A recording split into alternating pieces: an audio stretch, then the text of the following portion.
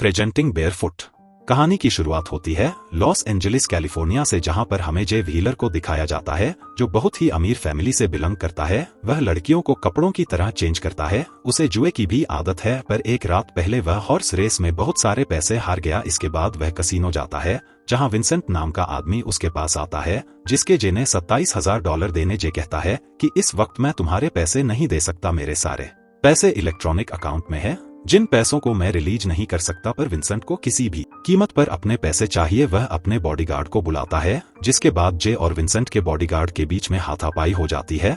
जे को गिरफ्तार करके प्रोबेशन डिपार्टमेंट में भेज दिया जाता है, जहां पर जे को सजा सुनाई जाती है कि अब उसे अगले कुछ दिनों तक साइकेट्रिक हॉस्पिटल में एक जेनिटर यानी कि सफाई कर्मचारी के तौर पर जॉब करनी होगी, जहां उस पर नजर भी रखी जाएगी। अब जे जब लॉकर रूम में होता है तो वहां पर सिक्योरिटी गार्ड आकर उसे बताता है कि विंसेंट यहाँ आकर तुम्हारे बारे में पूछ रहा था। मैंने कह दिया कि जे यहाँ पर काम नहीं करता। जे उससे कुछ बातें करता है और बातों ही बातों में उससे पैसे मांगता है। गार्ड कहता है कि तुम्हारे छोटे भाई की शादी है, तुम्हें घर वापस लौट जाना चाहिए। दरअसल जे ने अपना घर छोड़ दिया, पर सिक्योरिटी गार्ड के कहने पर वह अपने पिता को कॉल करता और कहता है कि मैं अपने भाई की शादी में जरूर आऊंगा। उसके पिता पूछते हैं कि तुम क्या कर रहे हो। दरअसल उसके पिता जानते हैं कि वह जुए का शराब का आदी है। जे झूठ बोल देता है कि मैं एक साइकेट्रिक हॉस्पिटल में मैनेजर हूँ, यहाँ पर मेरी गर्लफ्रेंड भी है। उसके पिता कहते हैं कि ठीक है, अगर तुम्हें शादी में आना है तो अपनी गर्लफ्रेंड के साथ ही आना, वरना मत आना। और अब जे को किसी भी कीमत पर एक गर्लफ्रेंड लेकर अपने भाई की शादी में जाना होगा। वह देखता है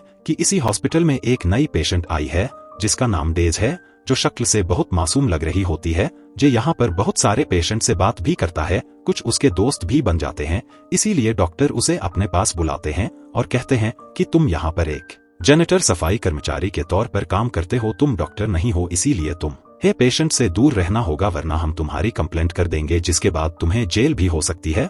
अब जे जब डॉक्टर के कमरे से बाहर निकल रहा होता है, तभी वह देखता है कि नर्स डेजी को अंदर ले जा रही है, जो बेयरफुट है, यानी कि उसके पैरों में जूते या चप्पल नहीं है। अब वह डॉक्टर के पास जाती है, जहां पर वह डॉक्टर को बताती है कि मुझे अजीब अजीब सी आवाजें सुनाई देती हैं। दरअसल वह हमेशा अपनी मॉम के साथ घर पर ही रही, उसे बाहर की दुनिया के बारे में बहुत कुछ नहीं पता। अब रात को जब हॉस्पिटल से जे निकल रहा होता है, तभी उसे कुछ आवाजें सुनाई देती है। वह देखता है कि डेज के बेड पर उसी के साथ काम करने वाला एक जेनिटर बैठा है, जो डेज से झूठ बोल रहा होता है कि मैं एक डॉक्टर हूं। दरअसल वह उसका फायदा उठाना चाहता है, पर जे वहां पर आ जाता है और उसे पंच मारकर जमीन पर गिरा देता है, जिसके बाद वह डेजी से कहता है कि तुम्हें इस तरह के लोगों से दूर रहना चाहिए, यह तुम्हारा फायदा उठाना चाहते हैं। और अब वह हॉस्पिटल से बाहर आ जाता है, लेकिन डेजी भी उसके पीछे बेयरफुट बाहर आ जाती है। वो उसे कुछ पैसे देता और कहता है कि तुम किसी रिश्तेदार के घर पर चली जाओ, लेकिन डीजी का इस दुनिया में कोई नहीं है। जे कहता है कि तुम हॉस्पिटल वापस चली जाओ। हॉस्पिटल के नाम से डेजी डर जाती है, इसीलिए मजबूरी में जे उसे अपने साथ ले जाता है, पर उसे कुछ समझ नहीं आ रहा होता कि वो डीजी को किसके घर पर छोड़े। तभी उसके दिमाग में एक आइडिया आता है। दरअसल उसने अब तक बहुत सारी लड़कियों से पूछ लिया होता है, जो उसके साथ उसके घर उसकी गर्लफ्रेंड बनकर चले, पर सबने मना कर दिया होता है, क्योंकि उसकी रेपुटेशन बहुत खराब है। और अब वो डेजी को अपने साथ अपने भाई की वेडिंग अटेंड करने के लिए अपनी गर्लफ्रेंड बनाकर घर ले आता है, जहां जे की मॉम जे और डेजी को एक साथ देखकर बहुत खुश होती है, क्योंकि डेजी शक्ल से बहुत मासूम होती है और डेजी को रहने के लिए कमरा दे देती है। और अब शाम को डेजी इनके पूरे परिवार के साथ डिनर टेबल पर बैठी होती है, जहां पर जे के पिता, जो उस पर बिल्कुल विश्वास नहीं करते, वो जे से पूछते हैं कि अब तुम्हारा प्लान क्या है। जे कहता है कि मैं एक बिजनेस करना चाहता हूं, लेकिन उसके पिता को पता है कि वो झूठ कह रहा है, पर डेजी उसका साथ देती है और कहती है कि जे के पास एक अच्छा प्लान है, जल्दी वो उस प्लान को एग्जीक्यूट करेगा। साथ ही डेजी बार बार सबको बता रही होती है कि मैं एक नर्स हूं, क्योंकि जे ने उसे ऐसा कहने के लिए कहा था। वह पहली बार अपने घर से बाहर निकली है, वह पूरी जिंदगी अपनी मॉम के साथ अपने घर के अंदर ही थी। अपनी मॉम की मृत्यु के बाद वह घर से बाहर निकली, इसीलिए उसे नहीं पता कि बाहर लोगों के बीच में किस तरह से बातें की जाती है, बाहर समाज में रहने के तौर तरीके क्या हैं। वह आज भी बच्चे की तरह मासूम है, इसीलिए जे का पूरा परिवार उससे बहुत इम्प्रेस हो जाता है, पर जे पर कोई विश्वास नहीं करता। अब अगली सुबह जे की मॉम उसे उठा और बताती है कि डेज अपने कमरे के वॉशरूम को साफ कर रही है। यह सुनने के बाद जे वहां पर जाता है और डेज से पूछता है कि यह तुम क्या कर रही हो। डेजी बताती है कि मैंने हमेशा अपने घर पर काम किया है, मैं घर की सफाई करती थी, घर का खाना बनाती थी। मेरी मॉम ने मुझे कहा था कि अगर तुम दूसरों के प्यार को पाना चाहते हो तो तुम्हें घर का काम करना चाहिए। जे कहता है कि नहीं, तुम्हारी मॉम गलत थी, अगर कोई तुमसे प्यार करता है तो वह हर हालत में तुमसे प्यार करेगा, उसे तुमसे प्यार करने के लिए कोई वजह की जरूरत नहीं होगी। डेज बहुत इमोशनल हो जाती है और बताती है कि मैंने अपनी मॉम का कत्ल किया है। जो सुनकर जे हैरान हो जाता है, उसे कुछ समझ नहीं आता कि उसे इस वक्त क्या कहना चाहिए। आज उसके भाई की शादी होती है और डेज के पास जो कपड़े होते हैं वह उसके नहीं होते, बल्कि जे ने किसी बार डांसर से वो कपड़े मांगे थे, इसीलिए डेज उन कपड़ों में बिल्कुल कंफर्टेबल नहीं होती। जिस बात को जे की मॉम ऑब्जर्व कर लेती है, इसीलिए वह खुद डेज को तैयार करती है। साथ ही वह उसे वो नेकलेस भी पहना है जो कभी उनके हस्बैंड ने उन्हें दिया था, यानी कि जे के पिता ने। और जब डेजी जे के सामने तैयार होकर आती है तो वो उसे देखता ही रह जाता है। दरअसल अब वो कहीं ना कहीं उसे पसंद करने लगा है। अब ये सब के सब शादी की पार्टी में जाते हैं, जहां पर जे के पिता उससे पूछते हैं कि मुझे पता है कि तुम मुझसे झूठ बोल रहे हो, पर जे अपने आप को सच्चा साबित करने के लिए उनसे और कई सारे झूठ बोलता है कि मैं एक बिजनेस करना चाहता हूं जिसके लिए मुझे पैसे चाहिए। उसके पिता को उसकी बातों पर विश्वास नहीं है, इसीलिए उडीज के पास जाते हैं, उसके साथ डांस करते हैं और डांस करते हुए डेजी से पूछते हैं कि मैं जानना चाहता हूं कि जे क्या करता है, उसे पैसे क्यों चाहिए। दरअसल जे को पैसे अपना कर्जा चुकाने के लिए चाहिए, पर डेज झूठ नहीं बोल पाती, जिस वजह से उसकी तबीयत खराब हो जाती है। और वहां पर जे आ जाता है जो डेज को अपने साथ बाहर ले जाता है। और इससे पहले कि वह गाड़ी से निकलते जे के पिता वहां पर आ जाते हैं और कहते हैं कि मुझे पता है कि तुम झूठ बोल रहे हो। और अब जे सब कुछ सच बता देता है। वह कहता है कि मुझे सजा के तौर पर एक साइकेट्रिक हॉस्पिटल में जेनिटर का काम करने के लिए भेजा गया था। वहीं मुझे डेजी मिली जो उस हॉस्पिटल के एक पेशेंट है। मेरे पास कोई बिजनेस प्लान नहीं है, मैं कोई बिजनेस नहीं करने वाला, मुझे किसी के पैसे लौटाने हैं और इसीलिए मैं यहाँ पर आया था ताकि मैं आपसे पैसे लेकर अपना कर्जा चुका सकूं। जे सब कुछ सच बता देता है। डेज के गले में जो नेकलेस होता है वो उस नेकलेस को लौटा कर जे के साथ यहाँ से निकल जाती है। और अब जे जानता है कि उसके पिता उसे कभी पैसे नहीं देंगे, साथ ही उसे डेजी को जल्द से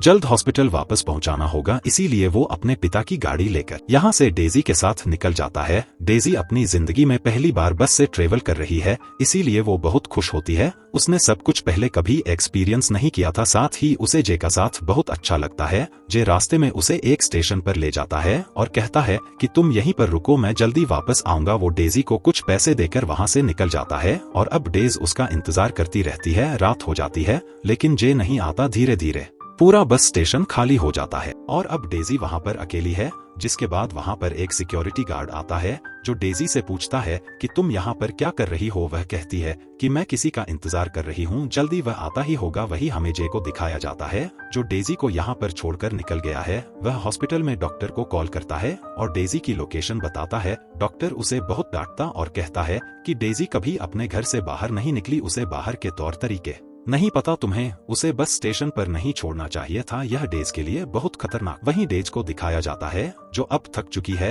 वह समझ चुकी है कि जे अब वापस लौटकर नहीं आएगा। वह टिकट काउंटर पर जाती है और कहती है कि मैं अपने घर वापस जाना चाहती हूँ। तभी पीछे से जे आवाज लगाता है। जे की आवाज सुनकर वह बहुत इमोशनल हो जाती है। वह बहुत खुश भी है और पूछती है क्या तुम मुझे दोबारा छोड़कर जाओगे। जे कहता है कि नहीं। इसके बाद ये दोनों के दोनों यहाँ से निकल जाते हैं। अगली सुबह जे डेजी से कहता है कि तुम शॉपिंग करके आओ। डेज कहती कि मैं कभी अकेले शॉपिंग करने के लिए नहीं गई, मुझे नहीं पता कि शॉपिंग कैसे करते हैं। जे फिर भी उसे अंदर भेज देता है। तभी वहां पर एक पुलिस की गाड़ी आती है जो इनकी गाड़ी को देखकर रुक जाती है। जे समझ जाता है कि कुछ ना कुछ गड़बड़ है, पुलिस इन्हीं का पीछा कर रही है, इसीलिए बड़ी चालाकी से डेजी को लेकर वह अपनी गाड़ी से यहाँ से निकल जाता है। पुलिस की गाड़ी इनका पीछा करती है लेकिन जे पुलिस की गाड़ी को चकमा देने में कामयाब हो जाता है। काफी लंबा सफर तय करने के बाद जे एक जगह गाड़ी को रोकता है और डेजी से कहता है कि अब तुम ड्राइव करो। डेजी कहती है कि मुझे ड्राइव करना नहीं आता। दरअसल जे को नींद आ रही है, इसीलिए वो तय करता है कि अब वो यहीं पर गाड़ी के अंदर सो जाएगा। जे डीजी से कहता है कि कुछ देर के बाद मुझे उठा देना। कुछ देर के बाद डीजी जे को उठा देती है और तभी इन्हें एहसास होता है कि पुलिस की गाड़ी अब यहाँ तक पहुँच चुकी है, इसीलिए ये गाड़ी के अंदर छुप जाता है। और डेजी जब गाड़ी का दरवाजा खोलती है तो बाहर पुलिस ऑफिसर होता है जो जे की तलाश में है क्योंकि वह उसे अरेस्ट करना चाहते हैं। डेज झूठ बोल देती है कि जे जंगल की तरफ भागा है और अब जब पुलिस वाला जंगल की तरफ जाता है तो डेजी गाड़ी से उतर कर पुलिस वाले की गाड़ी की चाबी निकालकर जंगल की तरफ फेंक देती है और जे को बताती है कि मैंने पुलिस की गाड़ी की चाबी फेंक दी, अब वह हमारा पीछा नहीं करेंगे। इसके बाद ये दोनों गाड़ी लेकर यहाँ से निकल जाते हैं। अगली सुबह ये दोनों के दोनों एक अम्यूजमेंट पार्क में जाते हैं, जहाँ पर ये दोनों बहुत राइड्स को एंजॉय करते हैं। डेजी ने अपनी जिंदगी में पहली बार इतना एंजॉय किया और पहली बार राइड्स में बैठी है। वो जैसे कहती है कि आज का दिन मेरी जिंदगी का सबसे अच्छा दिन था, मैं इस दिन को कभी नहीं भूलूंगी। और अब ये लॉस एंजलिस पहुंचने वाले हैं। जे डेजी से कहता है कि तुम्हें गाड़ी चलाना सीखना चाहिए, पर डेजी को बहुत डर लग रहा होता है। कुछ देर के बाद जे को डॉक्टर का कॉल आ जाता है। जे डॉक्टर से कहता है कि तुम चिंता मत करो, मैं जल्दी डेजी को लेकर हॉस्पिटल आ जाऊंगा। डेजी इस बात को सुन लेती है, उसे बहुत गुस्सा आता है। वो गाड़ी में जाकर गाड़ी को ड्राइव करना शुरू कर देती है, क्योंकि वह हॉस्पिटल नहीं जाना चाहती, वो जे के साथ रहना चाहती है। जे के साथ उसे अच्छा लगता है, उसे सेफ लगता है। और अब जब वह गाड़ी चला रही होती है तो गलती से गाड़ी एक कंटेनर से टकरा जाती है, पर डेजी की किस्मत अच्छी होती है कि उसे चोट नहीं लगती। और अब जे उसे एक रेस्टर में ले जाता है, जहां पर वह उससे उसकी मॉम के बारे में पूछता है। डेजी बताती है कि मेरी मॉम को अजीब अजीब सी आवाजें सुनाई देती थी, मैं हमेशा उनके पास जाती थी, उन्हें शांत करने की कोशिश करती थी, पर एक रात को उन्हें बहुत आवाजें आने लगी, वह जोर जोर से चिल्ला रही थी। मैं उनके कमरे में नहीं गई और अगली सुबह जब मैं उनके कमरे में गई तो उनकी मृत्यु हो गई थी। मैंने अपनी मॉम को मारा है, अगर रात को मैं उनके कमरे में चली जाती तो शायद उनकी जान बच जाती। और यहाँ पर जे को समझ में आ जाता है कि डेज मासूम है, उसे कोई बीमारी नहीं है और ना ही उसने अपनी मॉम को मारा है। डेजी जे से पूछती है कि तुम मुझे हॉस्पिटल क्यों भेजना चाहते हो। जे कहता है कि शायद पहले भेजना चाहता था पर अब नहीं, अगर वो तुम्हें हॉस्पिटल ले भी गए तो मैं तुम्हें ढूंढ लूंगा। वहीं हमें पुलिस की बहुत सारी गाड़ियों को दिखाया जाता है जो जल्दी उस रेस्टों में पहुंच जाते हैं जहाँ पर जे और डेज हैं। वो जे को अरेस्ट कर लेते हैं और यहाँ से डेज को हॉस्पिटल ले जाया जाता है। वहीं जे की मॉम को दिखाया जाता है, जो जे के डैड के पास यानी कि अपने हस्बैंड के पास जाती है और कहती है कि हमारे बेटे को पुलिस ने अरेस्ट कर लिया, तुम्हें उसकी मदद करनी चाहिए। हालांकि जे के डैड उसकी मदद नहीं करना चाहते, क्योंकि वो जे की हरकतों से परेशान है। पर जे की मॉम कहती है कि शायद जवानी में तुम भी ऐसे ही थे, तुम्हारे पिता ने तुम्हारी मदद की थी, उसके बाद तुम संभल गए थे और आज तुम्हारे बेटे को तुम्हारी जरूरत है। सारी बातें सुनने के बाद जे के पिता मान जाते हैं और अब वो अपने बेटे की जमानत करवा देते हैं। जिसके बाद जे अपने घर जाता है और देखता है कि उसके फ्लैट में चारों तरफ सामान बिखरा हुआ है। वो समझ जाता है कि विंसेंट और उसके लोग यहाँ पर आए थे जो उससे अपने पैसे वसूल करना चाहते हैं। और अब जे डेजी से मिलने हॉस्पिटल जाता है, पर उसे हॉस्पिटल के अंदर एंट्री नहीं मिलती, वह डेजी से नहीं मिल सकता और जे किसी भी कीमत पर डेजी को यहाँ से निकालना चाहता है, क्योंकि उसे पता है कि डेजी पूरी तरह से नॉर्मल है। इसीलिए वह एक रेलवे स्टेशन पर जाता है, जहां पर वो ट्रेन की पटरी पर लेट जाता है और इस तरह से हरकतें करता है जैसे उसकी दिमागी हालत खराब है। जिसके बाद उसे उसी साइकेट्रिक हॉस्पिटल में एडमिट कर दिया जाता है जहां पर डेजी है, पर डॉक्टर को पता होता है कि जे झूठ बोल रहा है, उसकी दिमाग की हालत पूरी तरह से ठीक है, इसीलिए वह जल्द से जल्द यहां से उसे निकालना चाहते हैं। जे डॉक्टर से कहता है कि डेजी पूरी तरह से ठीक है, उसे कोई आवाजें नहीं सुनाई देती थी, आवाजें उसकी मॉम को सुनाई देती थी और ना ही उसने अपनी मॉम को मारा है। डॉक्टर उसकी बात का कोई जवाब नहीं देता और वहां से चला जाता है और जे को अब एक कमरे में बंद कर दिया जाता है। हॉस्पिटल स्टाफ की मदद से विंसेंट का एक आदमी हॉस्पिटल के अंदर एंटर हो जाता है जो जे को मारना चाहता है। वो जे के कमरे में जाता उस पर हमला करता है, लेकिन इससे पहले कि वो जे को मारता, हॉस्पिटल का एक पेशेंट जो जे का दोस्त है पीछे से उस पर हमला करके जे को बचा लेता है। अगली सुबह डॉक्टर जे के पास आता है और कहता है कि तुमने सही कहा था, हमने डीजी की मॉम की मेडिकल हिस्ट्री को चेक किया है और उसकी मेडिकल हिस्ट्री से हमें पता चला है कि उसे स्किज़ोफ्रेनिया था। यह एक ऐसी दिमागी बीमारी है जिसमें इंसान को अजीब अजीब सी आवाजें सुनाई देती है, उसे भ्रम होता है। मैं एक बार फिर से डेजी को पूरी तरह से चेक करूंगा और अगर वो पूरी तरह से नॉर्मल हुई तो हम उसे हॉस्पिटल से डिस्चार्ज कर देंगे। जिसके बाद डॉक्टर डेजी के पास जाता, उसे कई सारे सवाल पूछता है। डेज हर एक सवाल का सही जवाब देती है, साथ ही वो डॉक्टर को यह भी बताती है कि वह जे से बहुत प्यार करती है। वहीं जे को हॉस्पिटल से डिस्चार्ज कर दिया जाता है। हॉस्पिटल से डिस्चार्ज होने के बाद उसे अपने मॉम डैड का एक लेटर मिलता है और उसमें लिखा होता है कि जल्दी तुम घर वापस आ जाओ। साथ ही उसे $40,000 भी दिए होते हैं ताकि वह अपना कर्जा चुका ले। वहीं डॉक्टर को भी यकीन हो जाता है कि डेज पूरी तरह से नॉर्मल है, इसीलिए डेज को भी डिस्चार्ज कर दिया जाता है और अब जे और डेज एक दूसरे के सामने हैं। ये दोनों अब एक नई जिंदगी की शुरुआत करने वाले हैं। ये दोनों एक दूसरे के पास आते हैं, लेकिन डेजी की आंखों में दर्द होता है। जे पूछता है क्या हुआ, वो कहती है कि तुम मेरे पैरों के ऊपर खड़े हो। दरअसल डेजी आज भी बेरफूटी रहती है वो पैरों में कुछ नहीं पहनती और इसकी वजह यह होती है कि उसने अपनी पूरी जिंदगी घर में बिताई थी जहां उसे किसी तरह के कोई फुटवेयर की जरूरत नहीं थी। या हम यह भी कह सकते हैं कि डेज का दिमाग छोटे बच्चों की तरह था, वह मासूम थी, दिल से बहुत पवित्र थी, ठीक उसी तरह से जिस तरह से छोटे बच्चे होते हैं जो बिना फुटवेयर के यानी कि बेयर फुट इधर उधर घूमते रहते हैं। अगर आप लोगों को ये एक्सप्लेनेशन पसंद आई हो तो लाइक और सब्सक्राइब कर दिया करें। मिलते हैं अगली वीडियो में, तब तक के लिए बाय बाय।